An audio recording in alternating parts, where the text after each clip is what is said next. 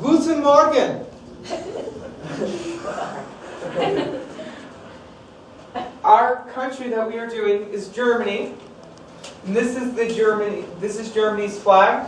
The colors are black, red, and yellow or gold. These are the national colors of Germany, and they represent German unity and freedom.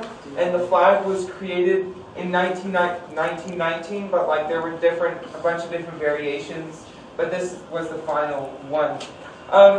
The official language is German, but there's a bunch of dialects like North Sorbian, and there's Upper Sorbian and Lower Sorbian, and then there's Romani, Danish, and North Frisian. Okay. The July estimate for this year for the population was 81,147,265. I was surprised to find out that Germany is mostly Christian country, and it has 34% Protestant, 34% Catholic, and then like 28.3% though doesn't have any religion. And then Germany is mostly comprised of Germans with 91.5% and a lot of Turkish people, and with 2.4, but then others. Oh.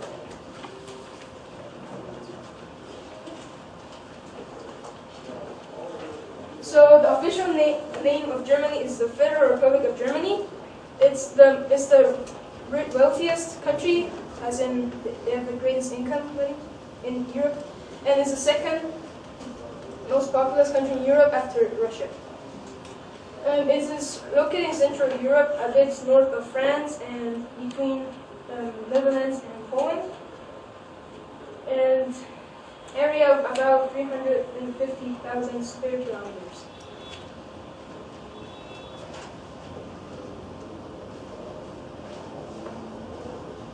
So the government type is the Federal Republic, which is similar to the one of the United States.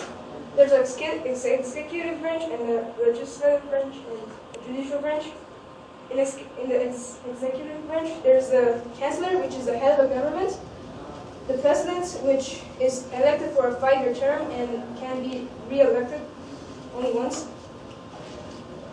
and the federal cabinet, which is made of different people, and the legislative branch is the federal parliament, which has the federal parliament votes for a president. It has a total of 69 votes for every state. There are 16 states in Germany, and every state gets 3 to 6 votes depending on their population.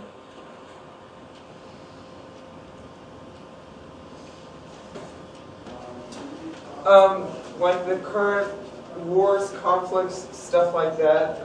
There hasn't been like any like real wars for Germany, but they did have the 30 Years' War from 1618 to 1648, when Germany was attacked by Sweden and like a third of the population died.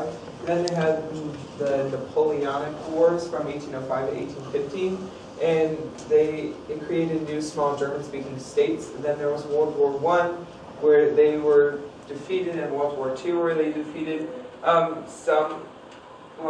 Some historians say that Germany is the most stable country because they came back after 2 world wars. Even though they lost a lot of money and people, they say they still came back, and they have a really strong and thriving economy. Also, the unification of Germany between 1815 and 1871 was when the 39 small states, after the Napoleonic Wars, joined together.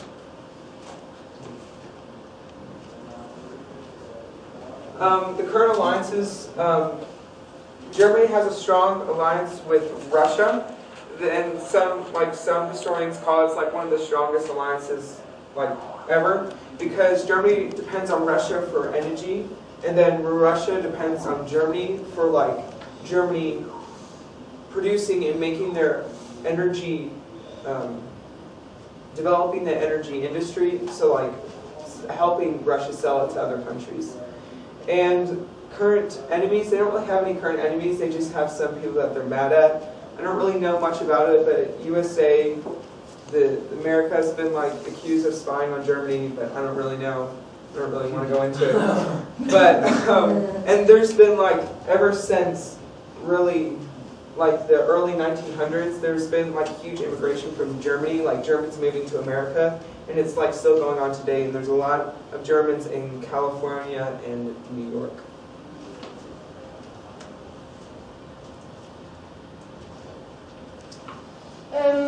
And famous people in modern German history. First person, Adolf Hitler, which is probably the most famous. He was the main person involved in the World War II. He was the leader of the Germans. Ludwig van It was a composer and he composed 32 piano sonatas and 16 string quartets. And Albert Einstein was a physicist, and he came up with the theory of general theory of relativity, which is one of the two pillars of current physics. Okay, I'm going to talk about like a brief history about Germany. Okay, so Germany is really united during the history.